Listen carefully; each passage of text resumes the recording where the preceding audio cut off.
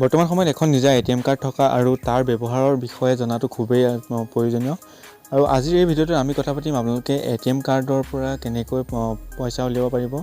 আৰু লগতে যদি আমাৰ চেনেলত আৰু দুটা এটিএম কাৰ্ড এপ্লাই কৰাৰ ভিডিঅ' বনাই থোৱা আছে, যদি সেই ভিডিঅ' দুটা চোৱা নাই ডেছক্ৰিপশ্যনত লিংক থাকিব, আপোনালোকে চাই ল'ব পাৰিব। চ' চেনেললৈ যদি প্ৰথমবাৰ আহিছে আমাৰ চেনেলটো ছাবস্ক্ৰাইব কৰিব আৰু কাষতে থকা বেল আইকনটো প্ৰেছ কৰি দিব।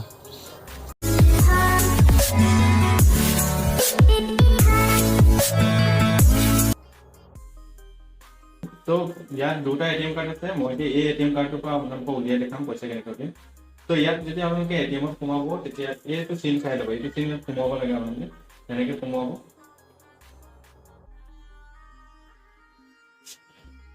সোমোৱাৰ পিছত আপোনালোকক সেনেকৈ ৱেইট কৰিব লাগিব।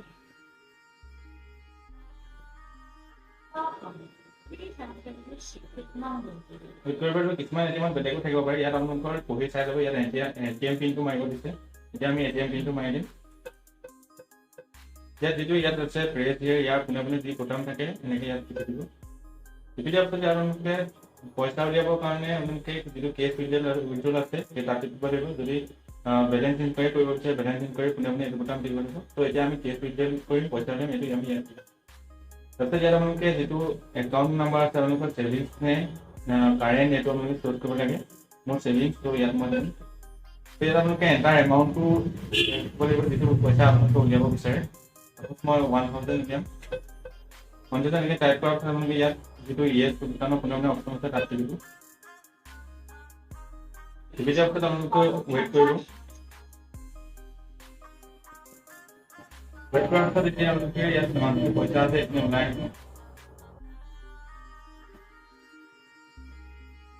কালেক্ট কৰি ল'ব। কালেক্ট কৰাৰ পিছত ইয়াত আপোনালোকৰ ৰিচিপ্ট যদি লাগে আপোনালোকে ৰিচিপ্ট ইয়েছ কৰিব, নহ'লে ন'।